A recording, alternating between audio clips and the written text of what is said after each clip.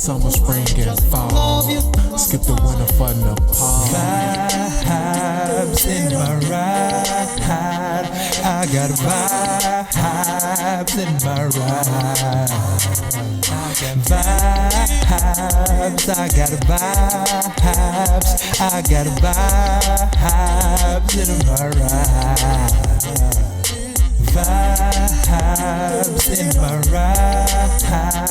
I got vibes in my ride. Vibes, I got vibes. I got vibes in my ride.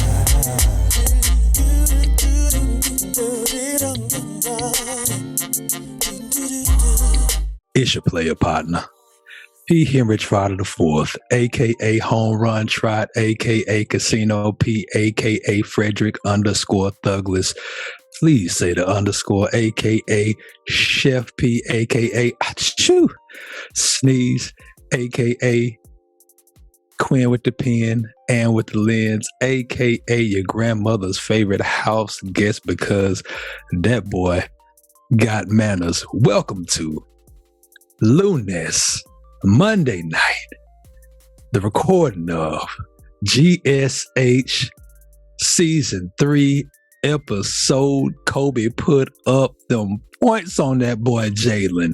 And if you don't know your basketball references, that is 81 of them things. We in this hoe. And I'd like to introduce you to my co-pilot, my co-captain, mi compadre, mi amigo. And C.O.D. I toss it over there to him. This your boy, C.O.D. the Cater Boy Music, a.k.a. Big Tabby, a.k.a. Tabula Rasa, a.k.a. Fifth of Five Grandma Baby, a.k.a. Baby Boy, a.k.a. Exactly. Because if you knew it was me, I wouldn't even be free. P, what it do, G? What's happening with it, man? What's happening with it, bro? We didn't even get to talk about this. You ain't never heard that alias that's anonymous. That's that new shit. That new anonymous alias. The silence, the C.O.D. aka. Shh. Hey, you talking about who that is? Don't tell nobody. But we didn't even get to talk about the concert that I went to, which was fantastic. Shout out to St. Louis, shout out to Atlanta. Y'all are producing some incredible talents. Shout out to Decatur, Georgia, and Fairhope, Alabama. Because we also producing some incredible talent. But them boys put on a show, man. Them men put on a show. That was and seeing two headliners. Them boys, two men. They're two men. You get two men. To see two headliners put on a show together and like see how the stage work together and see how like because they make two completely different kinds of music, but to see how the crowd showed up for both people and showed out, man. I didn't know JID had JID had the following that he got, and I didn't know people reacted to his music the way they react to it, but I was glad that I had the old head seats. Yeah, I already know. They went lunar. Boy. They went solar when he dropped that stick, didn't he? Boy, I was glad to not be a part of that. I gotta be in the building when you do stick. Three different mosh pits. They cleared it out. And like people knew he was about to do the song. Like I don't know how they knew he was about to do the song, but they knew he was about to do the song, and they just started clearing it out. And he came to the edge of the stage, put his foot on one of the speakers, and leaned forward and was like, "Oh, y'all are already doing it, man. See, this is chivalry is not dead, man." He's like, we got to be cognizant, this next track that I do, it usually get a lot of different reactions. Not a lot of different reactions. It get one reaction. People turn the fuck up, and we got ladies in here, we need to be cognizant of, he's like, flash your flashlights if anybody just need to get away from the people who have cleared out space. And they drop that shit. I got a stick. bruh. And it was a new madhouse. Not just any stick. I got a new one. I got a new stick. Bruh. And it was stick. And my lady was not privy to JID's music. Big fan of Smino. I'm always playing Smino when I'm in the car with her because you kind of you feel the vibes. Her vibe is not you know, play Smino with a vibe. Yeah. She was not privy to JID's music, but she glad she stayed for the entire show because Smino came on before my dog, and another cat opened up for them. Stage presence, incredible. For like when you come into a concert and you opening up for folks, most people don't know who you are when you're doing the traveling piece. Like when you end up in your city, folks usually know who you are, which is why you're on that tour, because you have an audience where you're from. But when you go to different other cities, it's so you get fans, and like more people will become like learn about your music, and that can be an intimidating thing for somebody. And like we've seen like Jay-Z's tour and the people he had opening up for them, like they had people already everywhere. Like he opened up with Wale and Cole, so like they already had they following. But this young guy, it's levels to it. And the cat that opened up for Wale them, and Cole opening up on a stadium tour in that scenario when they first projects came out. So you know what I'm saying? Yeah. And like, this young man, he showed out, man. The stage presence he had, he was funny, very, very engaging. He did a segment where he was like, hey y'all, can I slow it down real quick? You know, for the ladies, I want to do, you know, some R&B type ish. You know what I mean? I want to do something very, very R&B. He's like, look at play over here. He mad. He want me to keep it turned up in here. She excited. She excited. Baby girl, how you doing tonight? You about to be very disappointed in me because I ain't got no music like that. He turned it back up. It was funny, man. It was a real good time, man. It was a real good time, bro. But I digress, my G. I opened up with a little bit of bouncer, but we already know to get this thing kicked off, that's C.O.D. job. So let me clear the runway and let my dog do his ting tang. You already know it, around that time. Hold on.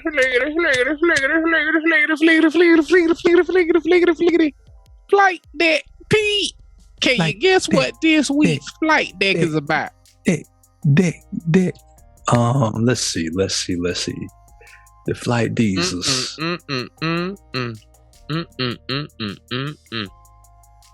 Could it be about some music?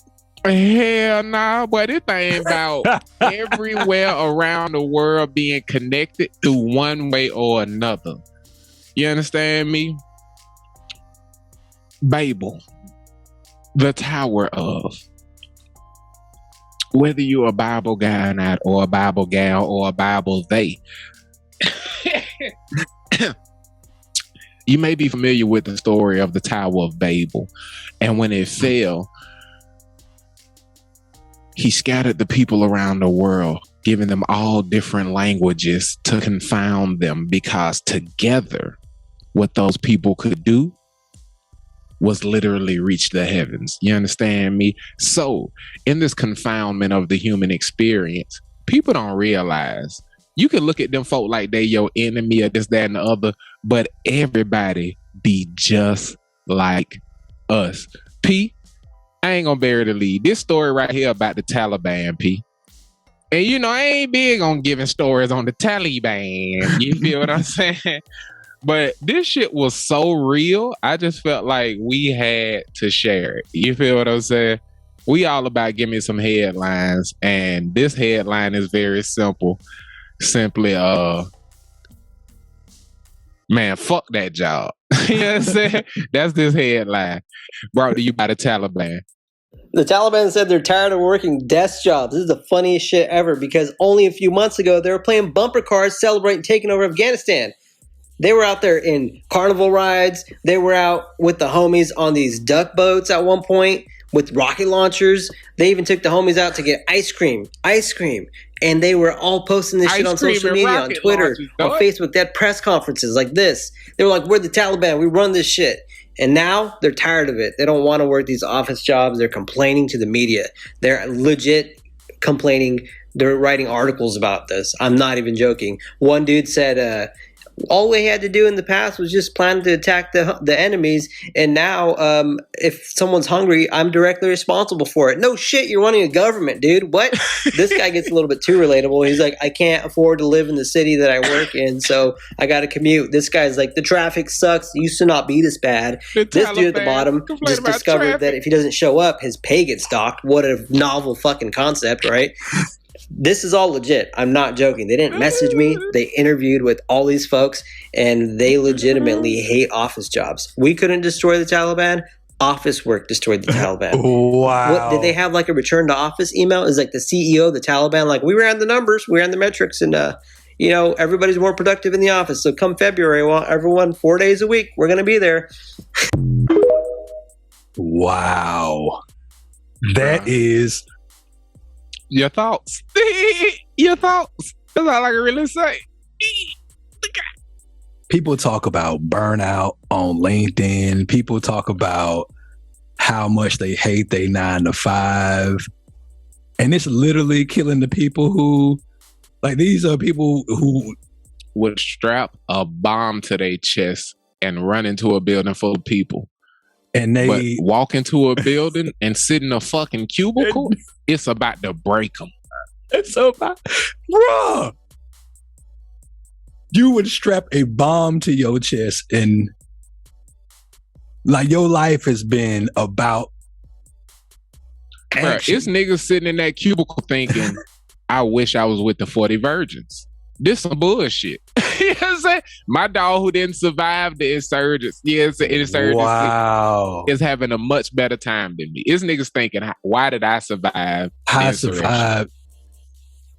Like, to do a desk jobs is breaking some of the hardest people in the world. Them niggas literally saying, they live in I signed up for the Taliban to do hood rat shit with my hood rat friends. We supposed to be on floaties with grenade launchers.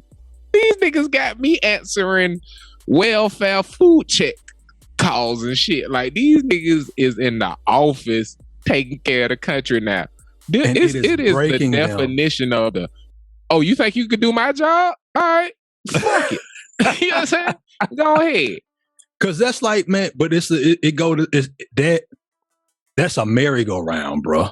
Because obviously, it's people on the internet who believe that they can do bronze job, or they can go out there and they can outplay Roy McIlroy on the PGA Tour, or I get their ass to come do my job. They couldn't do it either. They couldn't.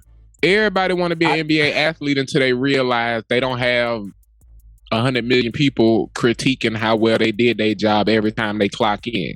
Like, niggas don't think about the little minutia of this shit. You know what I'm saying? We're going to overthrow the government. They did not think about having to then become the government. Now we got to be the government. Now somebody got to do that job. I'm Bernie Sanders. I signed up to be rocket launcher guy. I didn't sign up to be Nancy Pelosi. You know what I'm saying? These niggas they went from press conferences at the go-kart track to goddamn sitting in the House of Representatives arguing over allocation of resources, bro. They did not expect that to be their job. It makes you think, like, it's always that what comes next discussion. Like, once we do this, what comes next? Because, like, people are like, oh man, I want this, I want that. You set out for these goals, and like, once you achieve your goal, like, a lot of times when people get married, that's where I am in my life right now. So this is the plot point that I have. It is, they just want to be married, and I've heard a lot of stories of people getting married, going on their honeymoon, getting back, and just being like, what do we do now?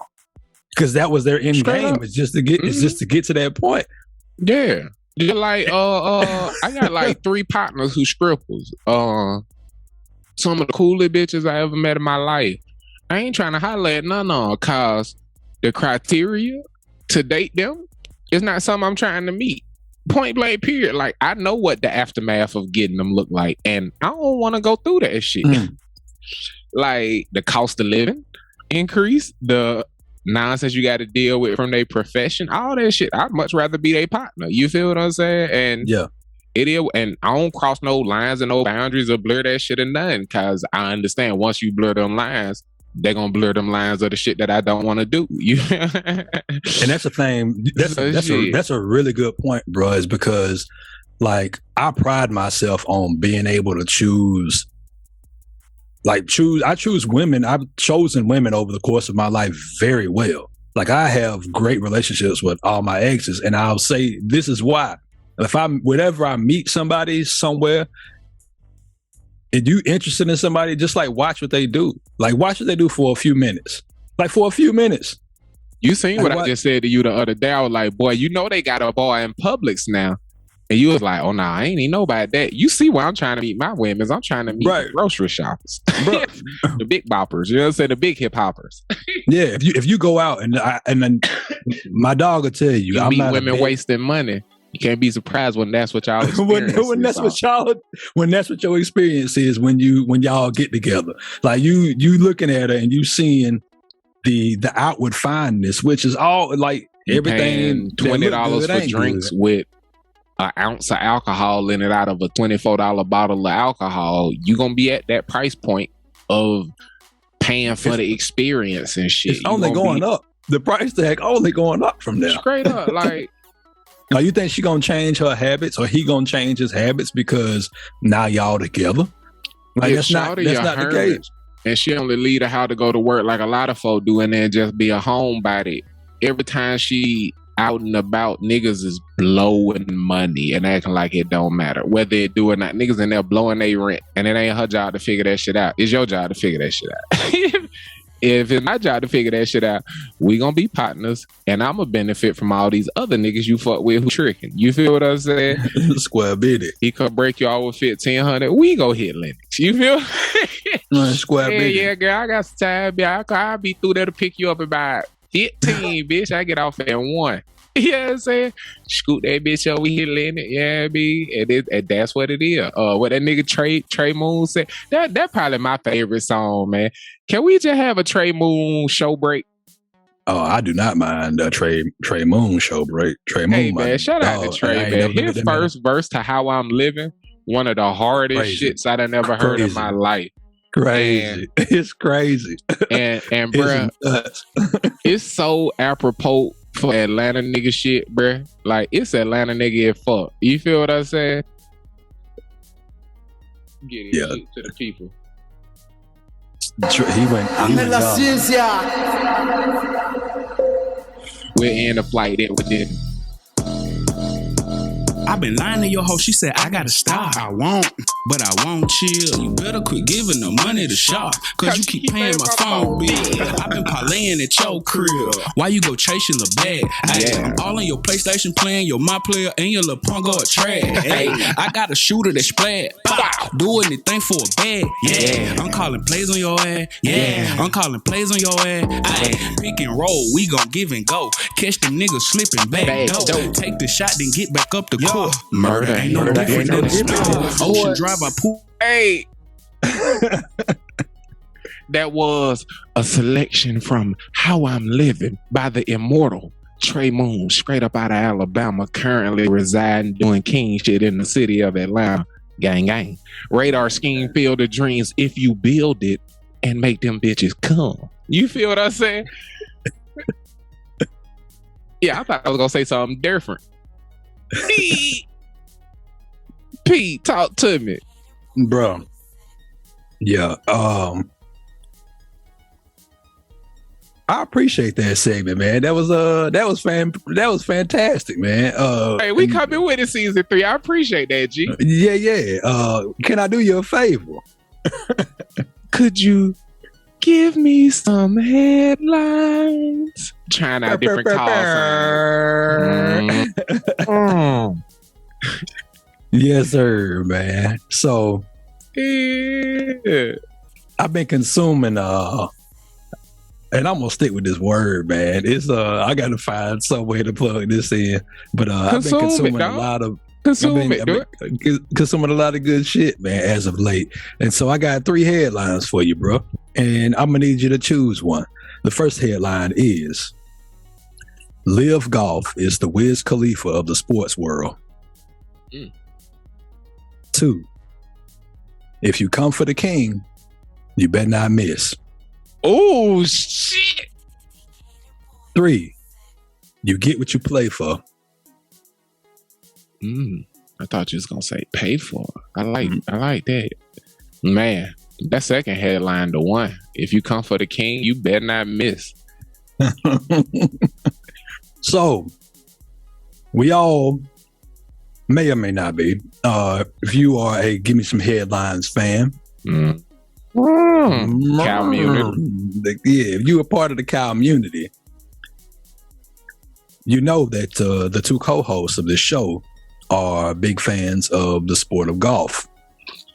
And so right now, something unprecedented is going on in the sports world, especially because golf is one of the oldest sports that's out there. And then also it is unprecedented that, like, imagine if there were 2 NFLs, like not XFL or USFL, if there were 2 actual NFLs and both of those people were on the same playing field as it relates to resources.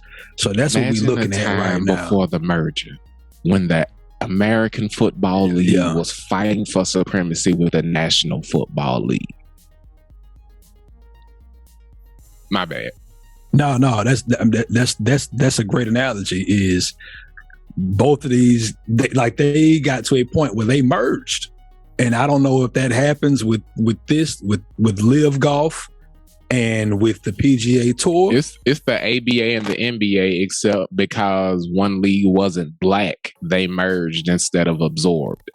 Yeah, racism. Yeah. Right, and so what's happening right now is Live is getting ready to start their second season, and ahead of their second season, the PGA Tour drops a Netflix special called Full Swing, and it is taking all the headlines right now because it is a look inside of golf that we've never gotten before, and it is putting a spotlight on the PGA Tour and making it look a whole lot more fun and accessible like it wasn't before. Like they are, and obviously, like, I know this is positioning and marketing, and like whoever's on their PR team is doing a fantastic job because we need to, like, Live is more fun. We have to show them that golf is fun. Like, we have to show them that golf is fun. We have to show them the competitive side. We have to show them some drama. And they went and they found a way to do that. And Full Swing on Netflix, I'm not going to give away no spoilers. Like, I would akin it to, like, the drama in it, like the episode, each episode has like its own theme, and it goes through like that theme, like through the way they have like framed it with so Jordan Spieth and Justin Thomas, I didn't know they kind of grew up together. Then they played together at Texas, and they have known each other since they was about 13 years old. And so the first episode is called Frenemies. And these guys are friends, but they are also hella competitive against each other. And it goes to like their story. And they give you like an inside look at like what a day in the life looked like, them preparing for Jordan Spieth is Justin Thomas's best man in his wedding. But it showed them like preparing for a tournament together, and then like them doing shit that we would do, like playing a regular game of golf, a practice round of golf, and being like, hey man, we putting $100 on each hole, or $200 on each hole. And how it ain't even like, both these guys make millions of dollars each year, but it ain't even really about the money. It's about, you don't want to have to give your money to that guy. And so, also, I did not know this. Bruh, Live is LIV, which is a Roman numeral, right? You know what that Roman numeral is? It's not 50. L is 50, right? 54? 54. Okay, yeah. Do you know what the significance of that number is? It's 2 Super Bowls ago. In relation to golf. Not at all.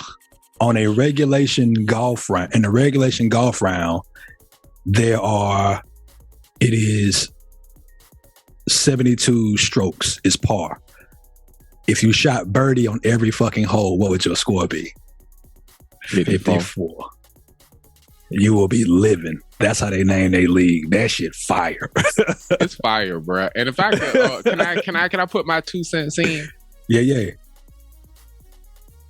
And I'm gonna be careful, cause I know you got love for the PGA and you want to get up in there and be the Black Stu Scott of golf, or the Justin Stewart Scott of golf.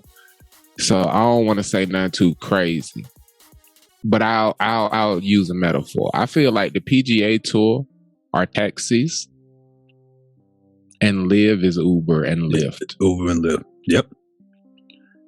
Live has a place in the market because of all of the gaps the PGA refused to address for decades.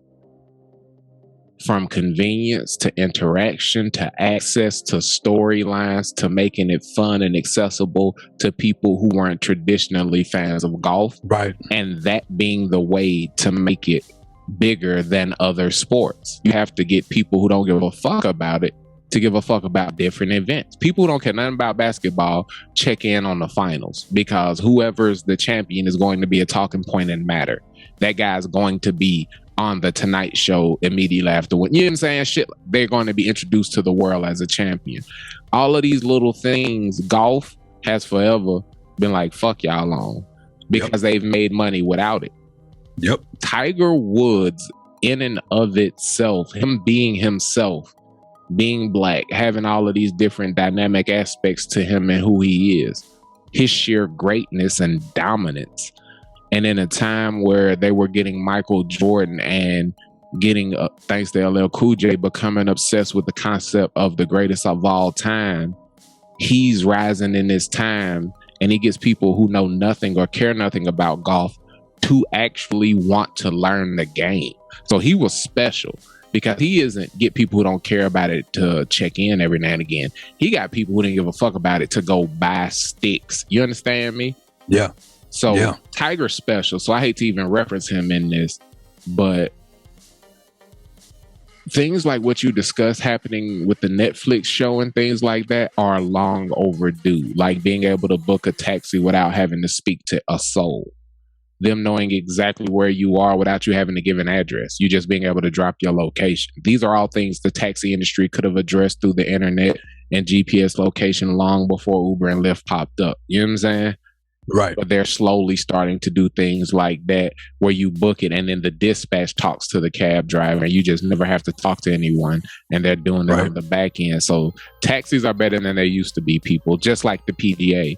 But as Live takes their swing, the PGA is saying, no, come here. And the soccer fans who are attracted to Live, who the PGA are saying, hey, come on over here. The other storied, long, like 40, 50-year PGA fans hate us. They do not like the new fans. Yeah. So one of the PGA's biggest problems will be their tenured fans not liking the new constituency. Live won't have that problem because everybody will be showing up to the party at the same time and it will be a win in Rome situation. You see what I'm saying? Yeah. So the PGA has a good old boys system beyond the racist parts of it. It just has lots and lots and lots of tradition.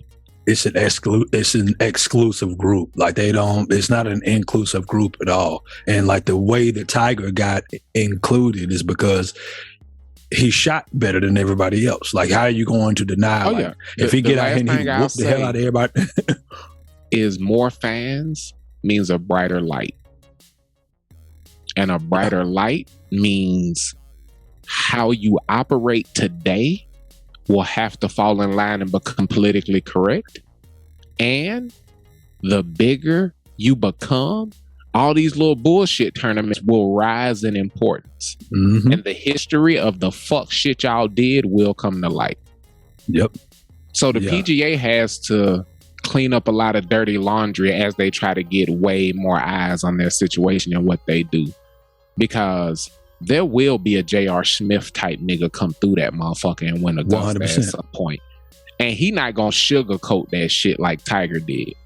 He gonna talk about the real history of Augusta. He gonna fuck around and hip hop been a Muslim or something. He gonna come through and he gonna talk about that real shit. Golf not gonna be the most important thing to him. He just gonna be elite at it. You understand me?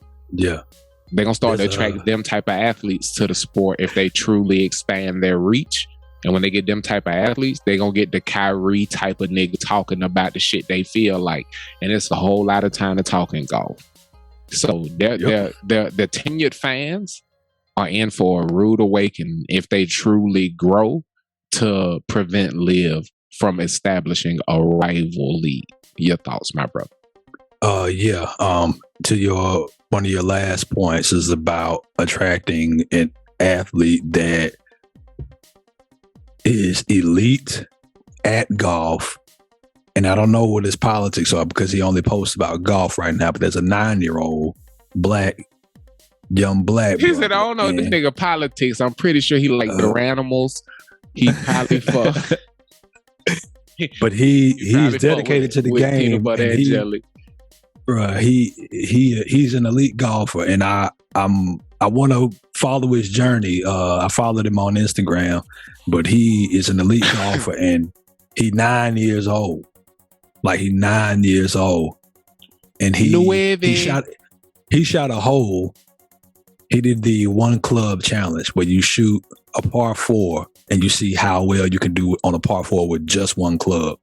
He chose a 5-iron. He finished with you got to putt with a 5-iron. He finished with a bogey, and because he 2-putted. Like, but he legit. Like, you watching him go through his process, and like he'll show you his little workouts and stuff that he be doing, man. I like, did that shit one time with a putter, G. You did it with a putter? You played the challenge with just you just put the tee just above the ground. You got to tee it off. You can't hit it off the grass off the first shot, and you swing that bitch like, bro. When I tell you that bitch scooted and wouldn't stop rolling, bro. I think I double bogeyed because I fucked up the putt, but I wouldn't do it again. Yeah, I 100% use my 7-iron. That's my favorite club. 5 sounds like an amazing choice. Yeah, it was a really good choice. I don't care if it's a water hazard. 5 sounds like a good choice because you can get up if you need to, depending on just, you know what I'm saying, choke up, and that big gonna go. It's well, how long the hole was? 323, 315? It was like 3 something. He played from the front tees. Okay. So it's like 3 something. Right. Yeah. 5-iron bogey, 300. Yeah. Look at us knowing a little bit about golf. Do your thing, Pete. A little bit about golf, man. But I've been watching like every tournament, every week. I'm watching. Like, I sit during work, I sit and I listen to the tournaments, man, and I'm excited to see. I don't know how to watch LIV yet, but so I'm gonna figure that out before they get started. They first tournament I think is this weekend, the 24th through the 26th. But even on like this show, they got a couple of guys who, because Netflix was following these guys as like LIV was becoming a thing, and like it was coming out that some people were gonna quote unquote defect and go to LIV, and like DJ was one of those people. Dustin Johnson was one of those folks. Your guy Brooks Koepka, he went over there, and I didn't know that Dustin Johnson's wife is Wayne Gretzky's daughter. And she had a couple of spots on there where she was talking, and she was like, people can criticize him all they want to. He gets to play less. He works less. So I put it in the context of people who have like a job that they go to, like a job that's not where they are a professional athlete. He works less. He pays more. He gets paid more. Like, who wouldn't choose a job where they worked less and they got paid more? But it's interesting. So I suggest the Cowmunity check out Full Swing. I suggest the Cowmunity check out some PGA golf. I suggest the Cowmunity take a look at that live golf and consume what you will of those leagues. And yeah, man, that's oh yeah, this is supposed to be Give Me Some TV, but that's the Give Me Some TV essentially for and some Give Me Some Sports this week, man. But we got a little bit more sports for y'all, man. You know, because you know, you shoot a low score in golf, but it's another sport where you shoot a high score. And my G. Oh no, this my baby. Yeah. Make noises like that. I don't know what that was. I thought you were talking about mine till I heard your noise, and I was like, oh, he talking about right. This is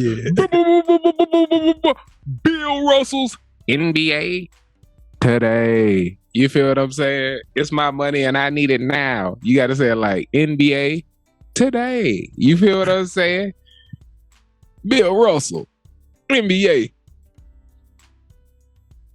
today. You feel what I'm saying? Talk your shit, P. This is Spike P joint. You know what I'm saying? He ain't say that at the beginning. But this is Spike P joint. We introduced it on the C.O.D operation. You feel me? So I started the incision, but we about to open her up and move some organs around. And you know what? I be reading random shit, and I'm gonna start to share random shit I be reading, y'all. Did you know I be telling y'all about how magical the human body is? You feel what I'm saying? Most medical procedures are them fucking some shit up and then letting your body fix it. You feel what I'm saying? Like, you got a broken arm, they snap that bitch, they re-break it, set it the way it's supposed to sit, and then put some cast on it so it can't move, and your body fix that bone. When they cut your stomach open and they have to move all your intestines out and shit like that and go flat.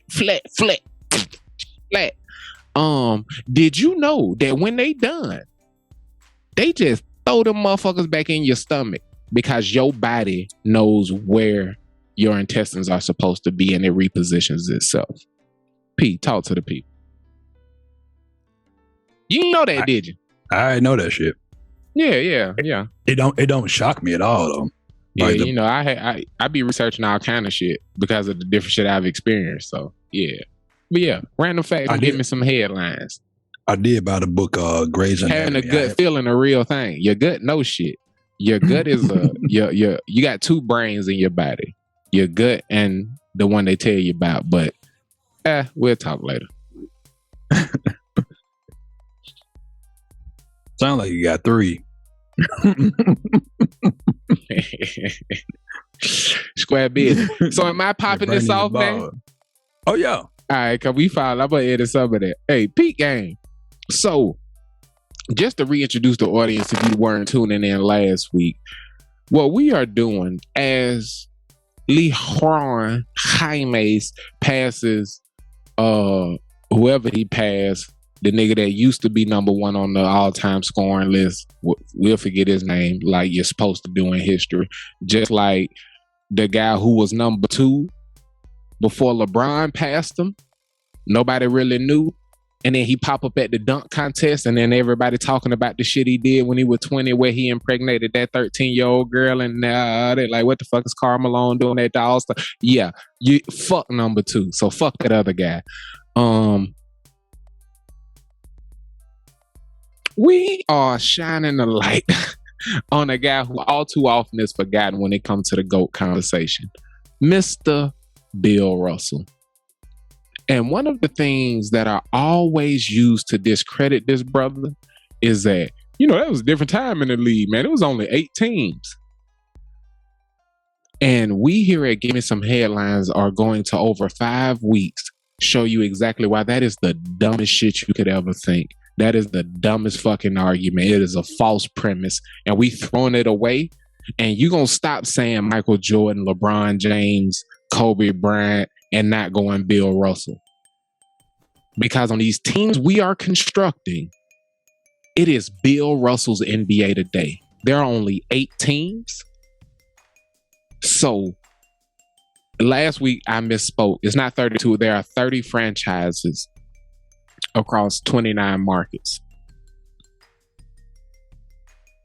New York is one market, but they actually got 2 actual stadiums. But anyway, Madison Square Garden and then the Barclays. Point being, Madison Square Garden, let's see the Knicks play. These days, more than 3/4 of the league is about to be out of a job when we construct these rosters. And then I want you to tell me which one of these teams you believe could win 11 out of 13 championships. And we're going to do this thing every year. This is a This is a Give Me Some Headlines copywritten motherfucking property. Trademark, whatever the IP, all that. We done filed for all that shit. So play with us. Adam Silver, we on your ass. You feel what I'm saying? But at some point, we gonna wait till week 5 to tell y'all what the whole point of constructing these teams is. But this last week we drafted the point guards. And P, may I run back through those point guards for the people so they can know who we drafting these people to play with this week? Yeah. My guy, we chose 8 markets to bless with these wonderful teams. Oh, and now to introduce to you the starting and backup point guards that we will be drafting these shooting guards to play with. In Los Angeles, we have Luka Doncic playing with Shai Gilgeous-Alexander backing up. And in New York, we have Steph Curry backed up by Darius Garland. The Houston Highlands, led by Ja Morant and Lonzo Ball. The Miami Zoes. Yes, that's right. The Miami Zoes. LeBron James and Jamal Murray. They some bad motherfuckers. Atlanta. The Atlanta, what you called them? You didn't let me keep that name. I don't know what I called it. All right, we're going to have to run that back. Yeah.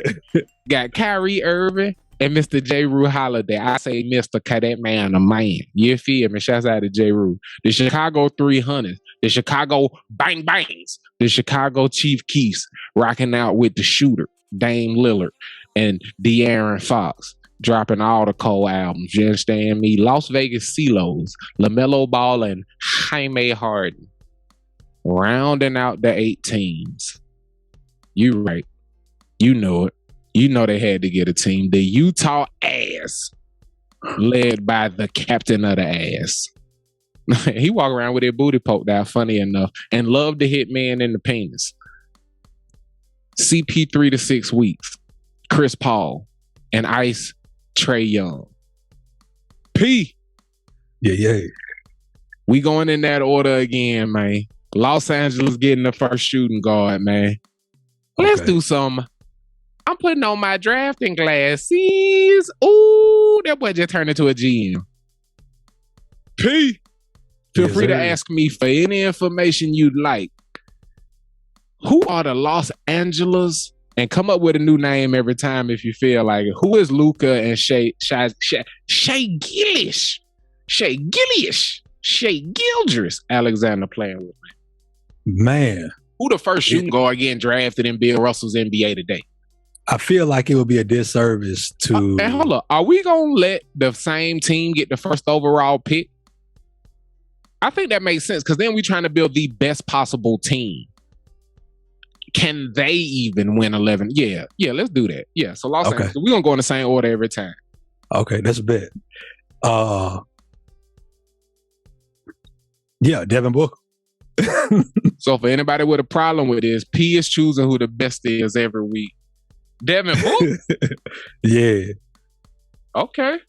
Devin Booker to the Los Angeles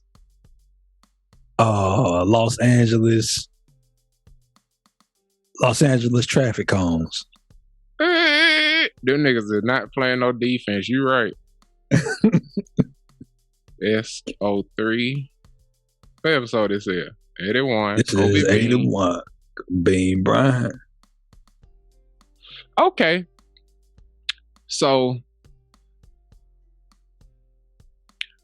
if Los Angeles got old light skin, then we gotta put I hate to do it to him. Is he the second best shooter in the league? For my money, I'm putting Jaylen Brown in New York with Steph Curry.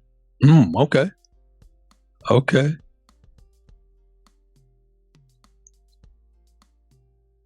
So Jaylen Brown going to New York City. Okay. I like that. You got down right.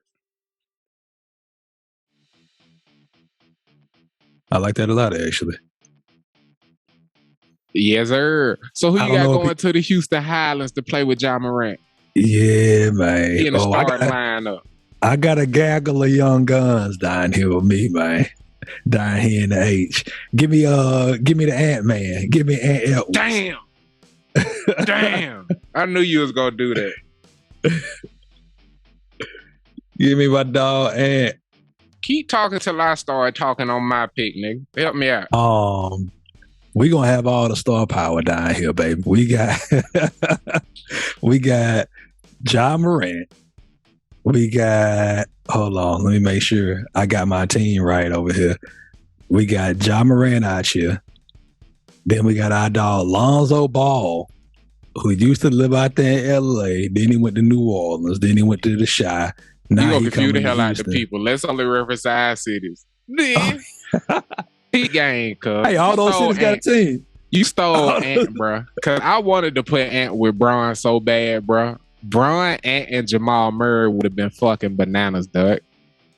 But you know what? This man, he don't deserve to go this high. I might get him there later. I'm gonna go ahead and put that boy Bradley Beal out there with LeBron, man. I think he's doing big teams out there with LBJ. Okay.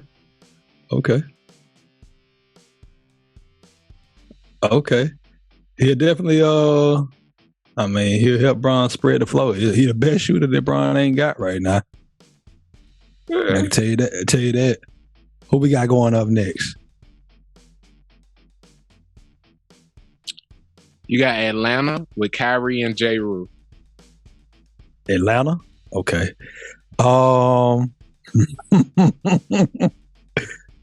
Kyrie, J. Rue, and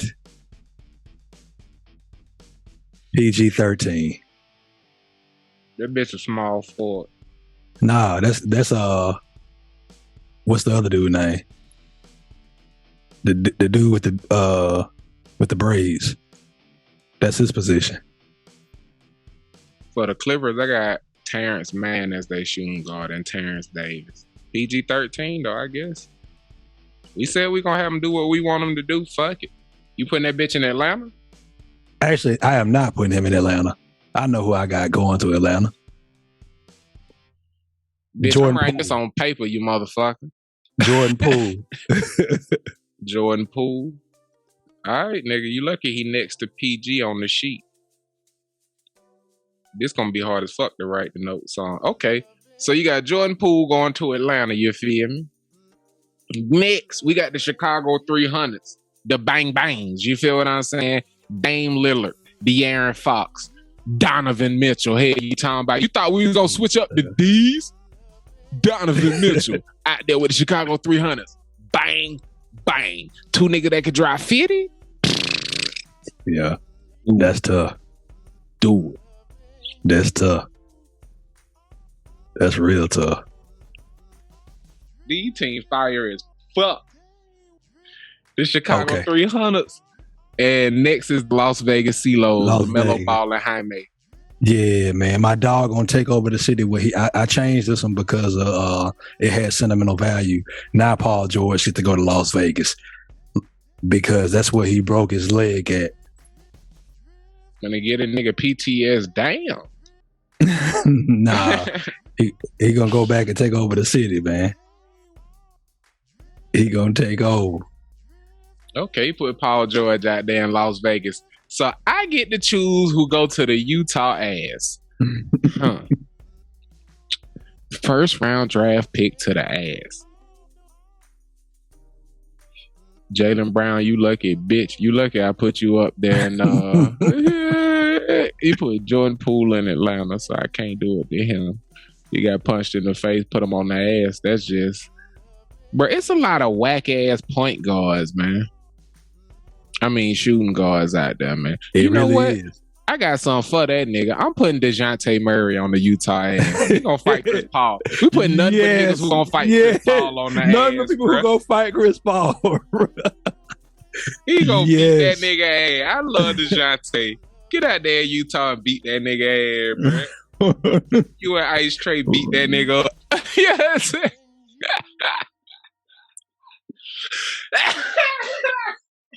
Yo, stop it. Okay. All right. That nigga got problems. All right, right now, LA got Luka Doncic, Shai Gilgeous-Alexander. Mm-hmm. And they got motherfucking, hold up, I'm writing them on the right side. And they got Mr. Light-Skinned Devin Booker. Who you putting as the second shooting guard on LA? All right. So, this one gonna be we gonna put another light skin out there with them boys. Uh-oh. We They gonna go with our getting tans in LA.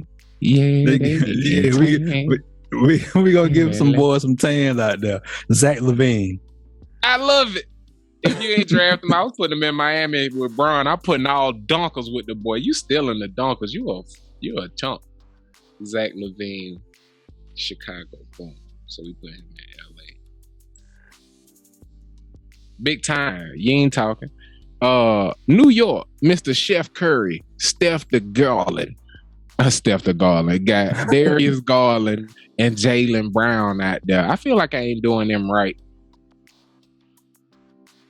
You crazy. Put a dog out here, man. I'm gonna put a nigga who will fight some of these other niggas. I ain't realize how many of the good ass players in the league might fight him, a nigga. You know what I'm saying?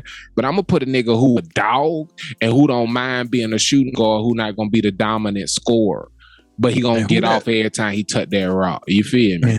And who that? You already knew it. It wouldn't be Bill Russell's NBA today without Scary Terry Rozier. Okay. I like that. I like that a whole lot. Scary Terry and Bill Russell's NBA today. That's a good pick. Putting them in New York. He was on my list. Steph Curry and Darius Garland and Jaylen Brown. That team will be able to whoop ass, and they'll be able to D up the other guards. Darius, Scary, and Jaylen. Steph could just cook. Yeah.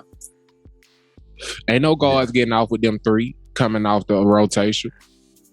Yeah. Who they are with who in this NBA? Like, who we kidding? Like, Jamal Murray, fucking Shai Gilgeous, fucking Darius Garland up. But anyway, he gonna give him a hard time. He gonna fuck him up. That's for damn sure. Yeah, man. Who you putting to the Houston Highlands with Ja Morant, Lonzo Ball, and Anthony Edwards? Mm-hmm. I need a veteran presence out here, man. I need somebody who damn good at their job and somebody who love a nice strip club like we all do, who is a party boy. Somebody I wouldn't mind going to grab a mezcal margarita with, after the game to talk about, how things went. Kick it with in Houston. I like you. Absolutely. Hell yeah. Klay Thompson, come out here with your dog. Motherfucker. Come out here, Klay. Come out here. Come on, baby. We got we gonna get on the boat.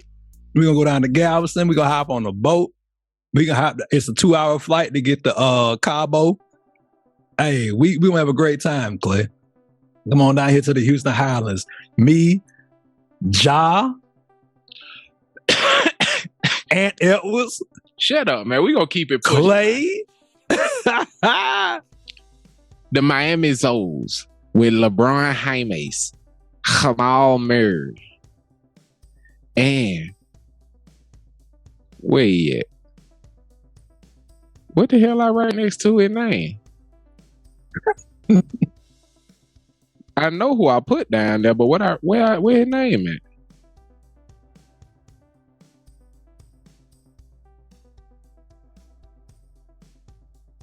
God dang it. My dog is he don't know who you want to draft. Who did I put with Bron? To my shooting guard? Yeah. Oh, Bradley Beal? Yeah. That was your first one. I didn't write shit next to his name. That's my fault.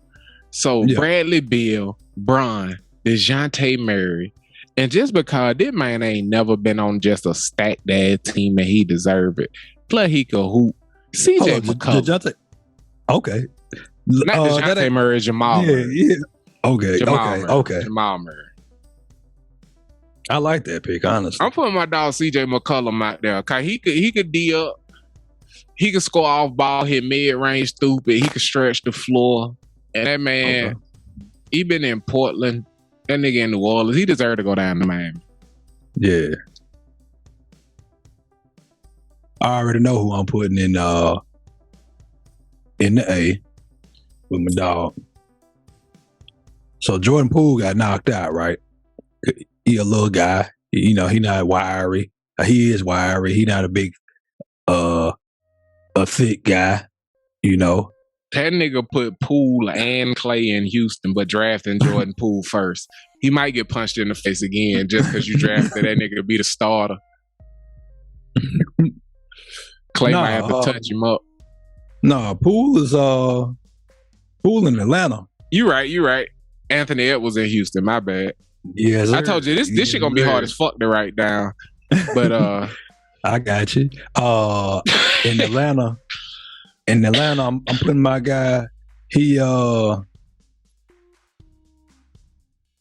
big guy, but he got a chopper, straight chopper, and he a great defender. Desmond Bain. This nigga. I know I wrote that name down. I have no idea where I wrote that bitch. He played for Memphis. Yep. Desmond Bain. He put that nigga in ATL.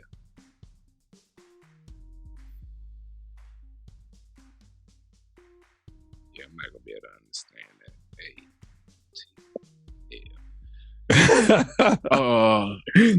that. Desmond Bain. And y'all, let me tell y'all, my dog is writing all caps. he can't understand it right. He writing all caps. Why he don't write me? I dead ass do writing all caps. Why the fuck you just out me to the people? I'm in bitch writing motherfucking killer manifestos and shit. This nigga a dirt man. In all caps. Yeah, this nigga should know your boy. Fuck that nigga. Bang bang. The Chicago Trey Hunters currently got Dame Lillard, De'Aaron Fox, and Donovan Mitchell. You understand me? And understand me. The one motherfucker who got to get off on this shooting guard, shooting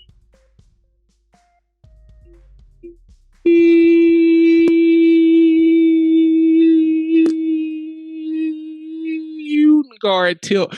Got to get off on this shooting guard tilt. The white boy, Tyler Hero. Bang bang. I'm putting Tyler Hero on the bang bangs, cuz fuck you talking about. Put that boy in Chicago. And they gonna be walking around fresh and full. He gonna look like he in the episode of Power. He gonna look like Tommy from Power every goddamn home game. Tyler, you lucky. Cause I was finna put your ass in Utah. Oh, you a lame nigga. I'm glad I saved.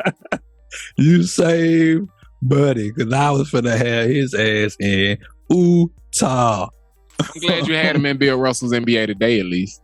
So I do have him in. He is in Bill Russell's NBA. Okay. So who on the Las Vegas CeeLos? You a jerk. Eric said I was gonna have you on the ass.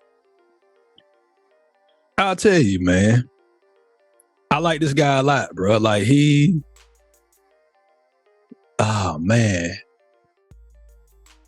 I feel like he an underrated guy. He in the Los Angeles, the former Los Angeles team, the Lakers, have done they got rid of a lot of young talent and they have dispersed it around the league. And this guy is showing his ass, man. And so I'm gonna go with Jordan Clarkson to Las Vegas. Damn. Where he playing right now? I think he in Utah. So I'm trying to save my dog.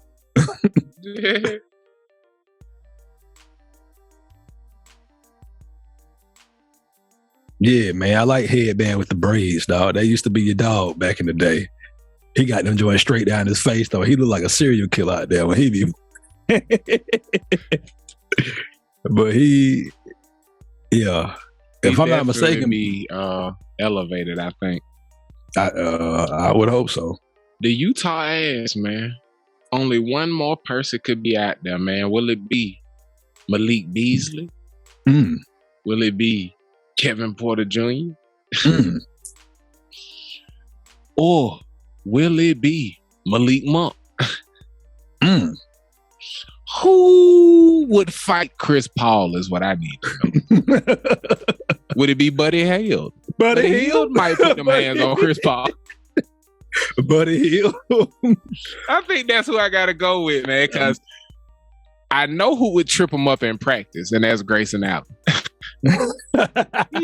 he'd have somebody, he'd have another dirty player on his hands to mentor and to fight. Oh, man. What I'm saying? Yeah. I want to put Grayson Allen on the ass, but he's not good enough to make Bill Russell. Not Bill Russell in NBA. How you feel it's about Fred Van It's on the room for one white man. I'm thinking either Fred Van Fleet or Buddy Hield, man. Who gonna beat this nigga Chris Paul up for us? Oh, that's tough. I like Van Fleet. And he a champion. He a motherfucking champion. Yeah. Damn, that's tough.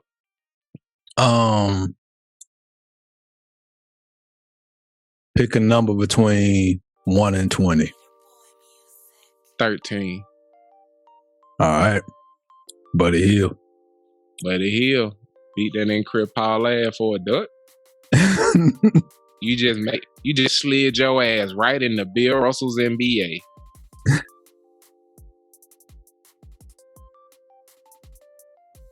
Y'all who don't know, all the numbers below 10 and below, that was Fred Van Fleet. Everything above was Buddy Hield. That's how we made that decision. Yeah, man. And normally I do a wrap up, but if I tried to read this sheet, nigga, you hear me? You know what? Fuck it. We gonna go for it. I got you. All right. The Los Angeles Luka Doncic's got Luka Doncic, Shai Gilgeous-Alexander, Devin Booker, and Zach LaVine. He gonna be out there yamming. The New York Steph Currys have Steph Curry, Darius Garland, Jaylen Brown, and Scary Terry Rozier. Big time. The Houston Highlands currently have Ja Morant, Lonzo Ball, Anthony Edwards, and Klay Thompson. Y'all hear that balance? 2 light skins, 2 darks. Here we go, baby. This nigga. The Miami Zoes, drafted by C.O.D. Decatur boy, usually have LeBron James, Jamal Murray, CJ. He'd have been. I don't wanna. My bad. I didn't mean to say it like that. But Bradley Beal and CJ McCollum. Bill Russell's NBA today. Be proud. The Atlanta. I think P said something really wild. He said something that had to do with sauciness. Kyrie Irving, J. Rue Holiday. I'm pretty sure he did. Jordan Poole. Now that I say it was something saucy and the niggas' names, this is funny as shit. Who the last nigga on Atlanta, bro? That is right about Desmond Bain. Desmond Bain. Mm-hmm. Them and Bang, man. Don't forget them and Bang, man. The Chicago 300s, the Chicago Bang Bangs. This team fire as fuck. Dame Lillard, De'Aaron Fox, Donovan Mitchell, and Tyler Hero. That nigga ain't getting no burn. No. He gonna be firing. But at least he in Bill Russell's NBA today. Can't nobody take that away from him. Nobody. They can't take the minutes though. They damn sure can. LaMelo Ball, James Harden. Hold up, I crossed the. Oh, Paul George, and who the last nigga? Jordan Clarkson. Yeah, I had to write it name. My hand was covered.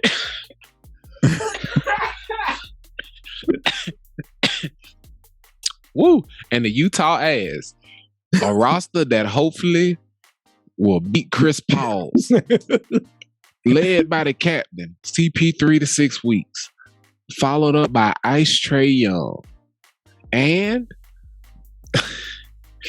I jumped straight to the nigga we picked last because he gonna beat that nigga ass for real. DeJounte Murray, and because DeJounte Murray was finna power up. DeJounte Murray was finna power up Tony Parker. So you know he gonna beat up Chris Paul. And Buddy Hield. Buddy Hield, and if he don't pass that rock, Buddy Hield open in the corner and don't get that rock, he just gonna pat that nigga up. Bill Russell's NBA today, man. The small forwards are a special position in this NBA today. Do not miss next week's episode because we may fight about who make this roster. Tune in. That's what they call a teaser. Teaser. Man, I appreciate my dog. That was as always a fantastic time. It's been a glorious past 2 weeks getting to do these. Hold up, don't bury the lead. Grayson Allen, guess what, bitch? Out of here, Duck. Tyrese Maxey, out of here, Duck. Emmanuel, quickly, get your ass up out of here. Quickly, please.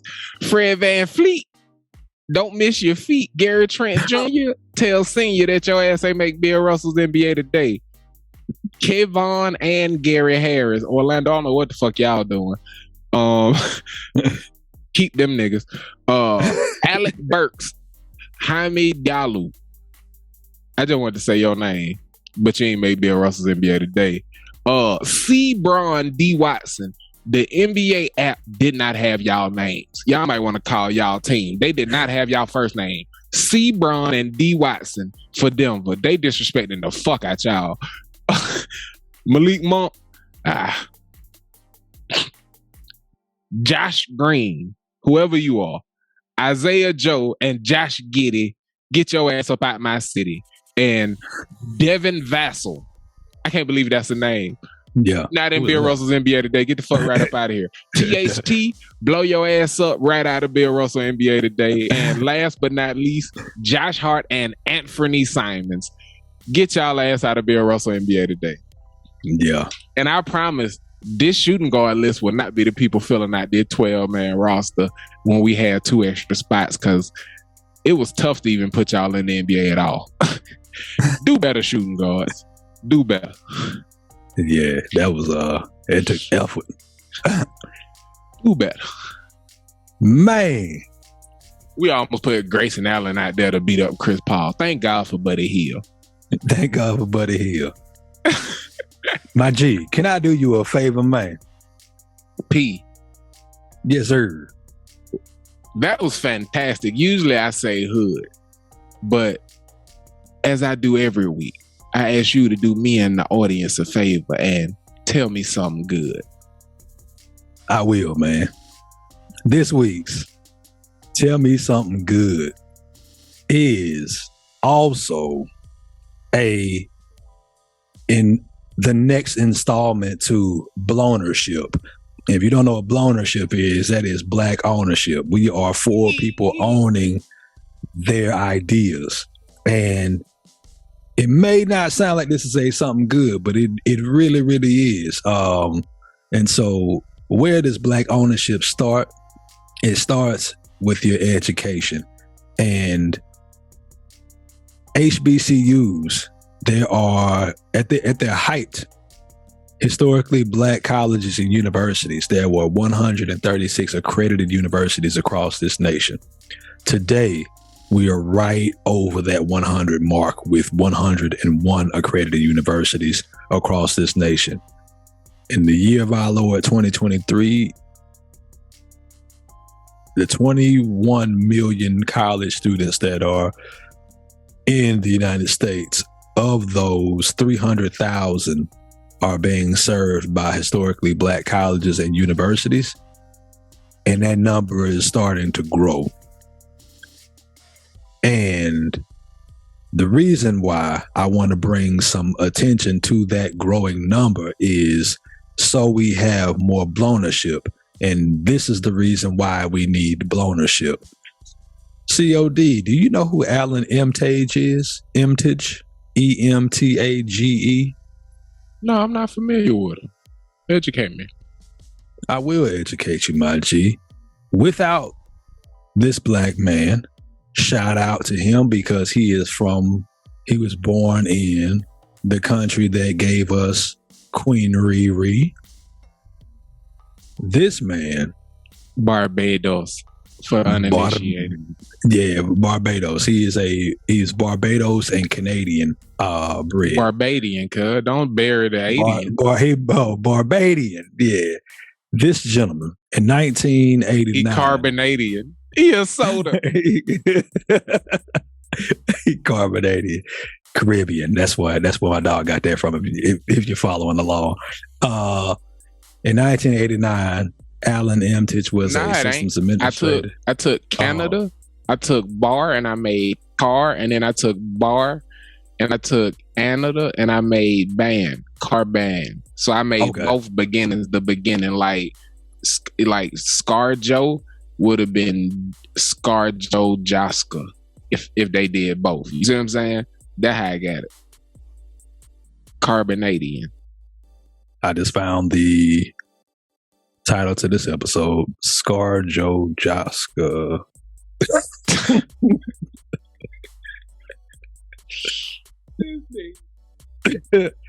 Oh no, I think the finale might surprise you. My bad, but go ahead, Derek. Oh man. So in 1989, Emtage was a systems administrator in the information technology department at McGill University in Montreal. And while he was enrolled in graduate school at the university, he was tasked with manually combing various file transfer protocol. If you've seen the term FTP, file transfer protocol is like, anything to do with your computer. If you've seen FTP, that's what that stands for. FTP servers for software that may be useful to students and faculty. And this was a time-consuming process, and it sparked an idea which led to the invention of a code named Archie, after archive without the V. Do you know what Archie was? Archie. What was Archie? Was the Archie. Without Archie, I don't know if we get this thing called Google. I don't know if we able to go anywhere and be able to hit search to do anything, because this man invented search engines, bruh. He invented the search engine in 1989, and he started to share it with with the people at his school. And he does not own that patent because he did not think that this would be as valuable as it would be, that it would be the crux for the internet. Like, that is literally the crux of the internet. It is the crux of AI right now, and ChatGPT is the search engine and being able to type what you are looking for and put it in. We do not know who Alan Emtage is until now on Give Me Some Headlines. We are telling you that a black man came up with the search engine. A melanated man. Hey, we here at Give Me Some Headlines are about starting a movement to start to identify ourselves as melanated. Let's identify ourselves by the science of it. That way you don't say, no, I'm not black, I'm Barbadian. I'm not black, I'm Nigerian. Are you melanated? We brothers then. We can. We sister then. We can. How about that? You cool with that, P? Yes, sir. My brother them. Shout out to J.I.D. for that song. My brother them.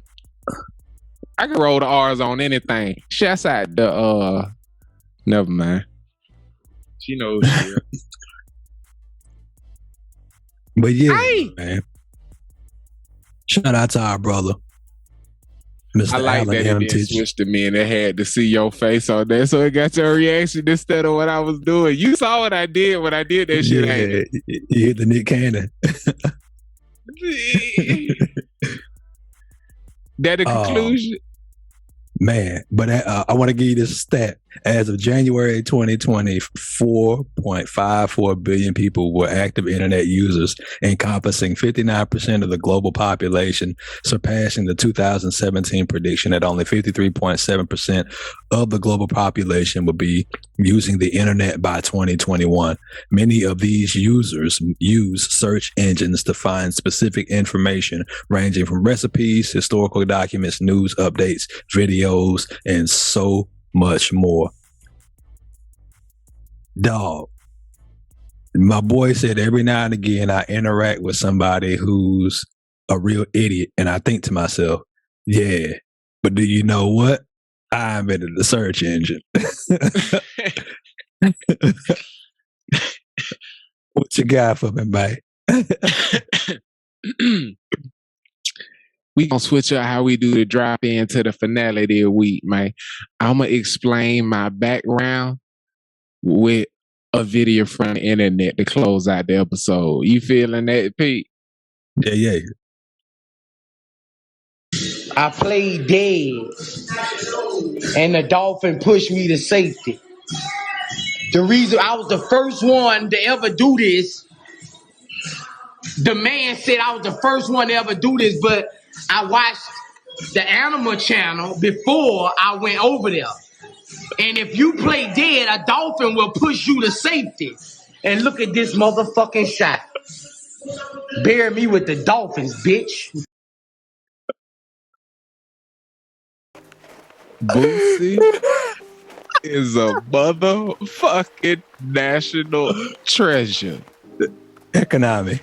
And this weekly episode with my brother is always an honor and a pleasure.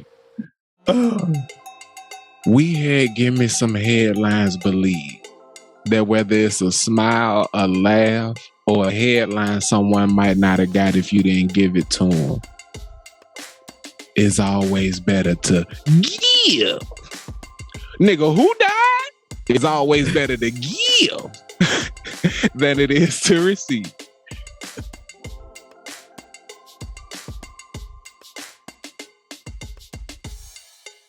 Yeah!